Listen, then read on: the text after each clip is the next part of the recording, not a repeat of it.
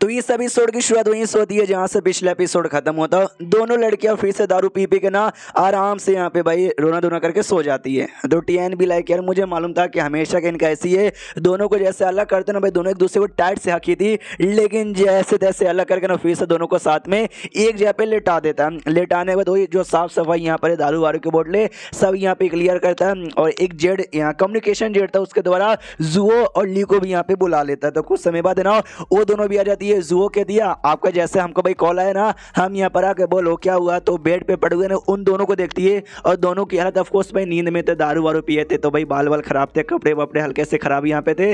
तो जुओ को हो जाती है गलत फैमिली और कहती है प्रिंस आपको शर्म यहाँ पे नहीं आती, थ्रीसम यहाँ पे कर रहे हो। जो सुनते प्रिंस टपली मारता कहते साली कमीनी भाई कितना गंदा गंदा तू यहाँ पे सोच लेती है। वो दोनों बस सोच रहे हैं, मतलब वो दोनों बस सो रहे हैं और मैंने कुछ भी यहाँ पे नहीं किया। सामने से ल्यू कहती है एक सेकंड प्रिंस अब मुझे सारी बातें समझ आ गई, आप पक्का कहीं बाहर जा रहे हो और आपने भाई इन दोनों का ध्यान रखने के लिए हमको बुलाया है ना। जो सुनते प्रिंस कहता है यार बड़ी समझदार हो, हाँ मैं कहीं बाहर जा रहा हूँ और इन दोनों का ध्यान यहाँ पे रखना, इसके लिए मैंने तुमको यहाँ पे बुलाया। वो लोग कहते हैं हाँ लेकिन इतना रात को आप कहाँ जा रहे हो। ये कहता है छोटा सा काम है यार जाने दो। अरे हाँ मैं तुमसे कुछ पूछना चाहता हूँ, प्लीज ये बात महारानी को मत बताना। ल्यू कहती बोलो यार क्या पूछना चाहते हो। ये कहते हैं एड्रेस हमारा जो यंग जनरेशन है उसके आसपास टिएनजिन पेविलियन नाम का भी कुछ ऐसा आता होगा, वो कहाँ पर है मुझे बताओगे। ल्यू कहती है यस मुझे मालूम है लेकिन आपको वहाँ पे ऊपर से ये टाइम पे क्यों जाना है। जो सुनते ये कहते हैं तुमको तो मालूम होगा मैं बड़ा कमाल का बंदा हूँ, मैं लोगों को जहाँ से मारता नहीं मैं उनको माफ़ कर देता हूँ, इसलिए इनको भी माफ़ करने जा रहा हूँ। तो ये दोनों जैसे सुनते हैं ना कि अरे यार ये जो शब्द इन्होंने बोला ना ये बड़ा अच्छा शब्द यहाँ पर है। किसी को तुम कह दो अपने दुश्मन को कि यहाँ पे तुझे नहीं मारूंगा तुझे माफ़ कर दूंगा, दुश्मन भी यहाँ पे खुश। लेकिन इन्होंने बोला ना हमारी फट रही है कि हाँ भाई ये जो बोलते हैं ना उसका उल्टा ही होता है। फिर सामने से दोनों कहते हैं सच्ची में यार लेकिन पहली बात आप वहाँ पे जा क्यों रहे हो और सच्ची में उनको जहाँ से नहीं मारोगे माफ़ कर दोगे। तो टियानी इसको टपली मारते कहता है यार तुझे मतलब मेरे पे भरोसा नहीं है, जो भी संस्कार दे रहा हूँ जो भी बातें सिखा रहा हूँ तेरे भेजे में यहाँ पे घुसता नहीं है क्या। वो कहती सॉरी यार ऐसा मत मारा करो यार बहुत ही अच्छे हो सच्ची में अच्छे हो। ल्यू सोचती कि हाँ यार सच्ची में देखा जाए लॉजिकली बहुत ही अच्छे। इन्होंने भाई वेलफेयर हाउस यहाँ पे तैयार किया जहाँ पे लोग की सेवा पानी हो, ढेर सारे भाई जो थे ना भाई अनाथ आश्रम उन्होंने अनाथ आश्रम यहाँ पे तैयार किया और जो भी छोटी मोटी ऑर्गेनाइजेशन यहाँ पर जो हमारी डायनेस्टी में जो कि मासूम लोग की सेवा पानी करते हैं उन सबको भी पैसे यहाँ पे प्रोवाइड किए। ये नहीं देखा जाए तो भाई इन्होंने पब्लिकली बहुत ही अच्छा काम यहाँ पे किया। तो सच्ची में अच्छे मैं और भी कई डायनेस्टियों के यहाँ पे जानती हूँ, वहाँ के जो लोग हैं अपने देश की भलाई करने के लिए 100-200 मासूम लोग को भी मारना पड़ा ना वो लोग मारने को तैयार है। वो लोग एक बार भी यहाँ पे सोचते नहीं है। उनके मुकाबले हमारे प्रिंस भले आलसी यहाँ पर ये पावर होने के बाद काम नहीं करते, हमेशा बीवी पे डिपेंड होते हैं, लेकिन उसके अलावा भी बाकी जो काम है ना यार ये बहुत ही अच्छा यहाँ पे करते हैं। प्रिंस सामने से तो सुनो टिएनजिन पेविलियन कुछ उन्होंने किया है जो कि बहुत ही बुरा उन्होंने किया है जो उनको करना नहीं चाहिए, तो बदले में वो सजा डिजर्व करते हैं, मरना डिजर्व करते हैं, लेकिन मैं मारूंगा नहीं, बस जाकर उनको सबक सिखा दूंगा। समझ गए। वो लोग कहते समझ गए वो डायरेक्शन में। तो प्रिंस भी उड़ते हुए निकल जाता है कि भाई ध्यान रखना।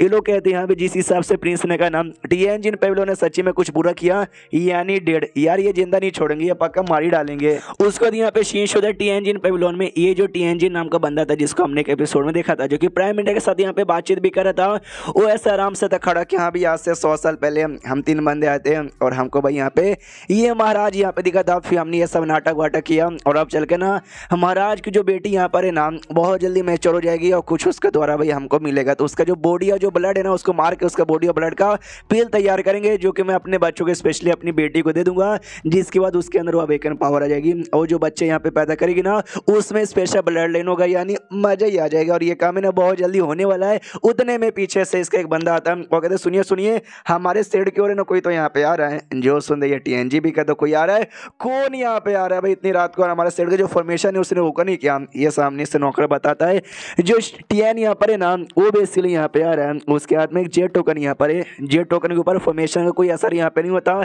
जी चक्कर में बिंदास यहाँ पे चला आ रहा है। तो ये भी सामने से कन्फ्यूज की भाई बिंदास यहाँ पे चल रहा है, ऐसे कैसे जाता कि हमें मालूम है टीएन नल्ला है, कोई कल्टीवेशन पावर उसके पास यहाँ पे नहीं है, फिर कैसे आ रहा है। कोई उसके साथ पक्का स्ट्रॉन्ग कल्टीवेटर होगा। ये बताता नहीं कोई स्ट्रॉन्ग कल्टीवेटर यहाँ पे नहीं है, बल्कि जो हमारे सेड का सीढ़ी है ना सीढ़ी चढ़ते चढ़ते अकेले यहाँ पे आ रहा, काफी थका थका लग रहा है और प्यारा सा नॉर्मल से एक्सप्रेशन लिया, गुस्से गुस्से में भी लग नहीं रहा।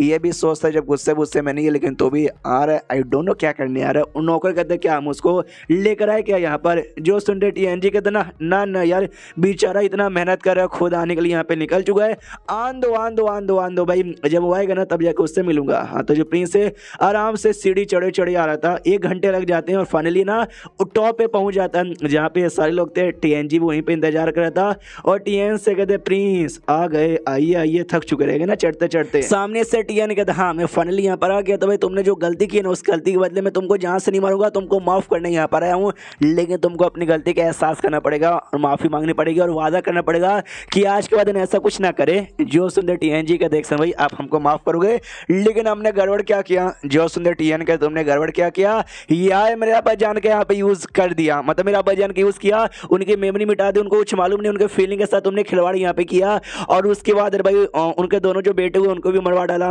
उसके बाद भाई उनकी जो बेटी यानी जो महारानी थी उनका भी तुमने माइंड मैनिपुलेट करवा दिया। या तुम सालों ने क्या क्या यहाँ पे नहीं किया है और आज सामने से कह रहे हो कि भाई तुमने कुछ नहीं किया। जो सुंदर टीएनजी कंफ्यूज किया, तुझे कैसे मालूम? मनी मन सोचता इस बात को हमने ऐसी छुपाई थी ना कि बड़े से बड़े बंदे को मालूम न चले। ये नल्ला जो कि बस खाता है, सोता, हिलाता है, और इसको यहाँ पे कैसे मालूम चल गया? सबके सब हंसते हो, कहता अच्छा ठीक है भाई हमने किया, बोल बेटे भाई हमको क्या करना पड़ेगा जिससे तू हमको माफ कर दे।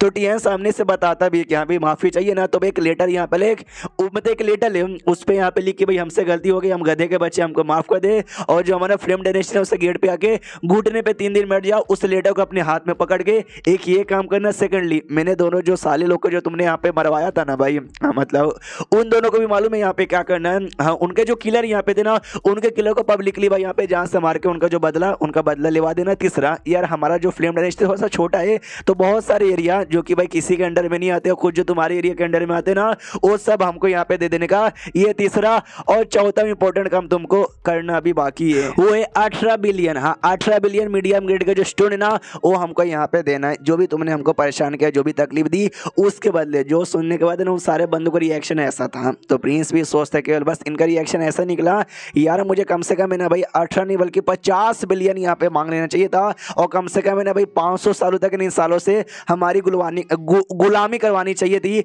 सामने से टीएनजी सोचते सच्ची में महारानी ने ऐसे आदमी के साथ यहाँ पे शादी कर ली जो बस लंबी चौड़ी बातें पेलता है, महारानी को भी आज तक नहीं पेला होगा। सामने से ये कहता है, उन्हीं टीएनजी कहता है ओ प्रिंस तू यहाँ पर आ गया, बड़ी बड़ी बातें तूने यहाँ पे पेल दिया, अब तेरे पास यहाँ पे 2 ऑप्शन है, या तो भाई हमारे अंडर में आके हमारा गुलाम बन जा, या तो हमारे हाथों से मारा जा। जो सुंदर टीएन कहता उल्टा चोर को दवाल को डांटे, अबे सालों मैं तुमको आखिरी मौका देने आया हूँ, इसको ठुकराओगे ना अंजाम यहाँ पे बुरा होगा। लेकिन सारी की सारी पब्लिक यहाँ पे हंसने लग जाती है टीएन के ऊपर कि आ गया चोमू, कुछ भी बकवास किए जा रहा है। टीएन चिल्लाता हो साले में मजाक नहीं कर रहा हूँ, सीरियस हूँ, हंसो मत। वो लोग और जोर जोर से हंसना चालू करते हैं। अब टीएन को बहुत गुस्सा आ जाता है कि बस बहुत हो गया, और गुस्से के मारे ना एक बंदे पे अटैक करता है, एक बंदे पे अटैक करके शायद उसकी जान निकाल लेता है। जो देखते बाकी बंदूक स्पेशली टीएन के तो भाई मुंह में आ जाते कि अरे बाप रे, अबे ये नल्लू टीएन इतना स्ट्रॉन्ग कैसे हो गया। एंड देन ये चैप्टर यहीं पे खत्म हो जाता है। तो चैप्टर खत्म तो वीडियो भी खत्म। तो मिलते हैं अगले किसी वीडियो में, जब तक के लिए बाय बाय।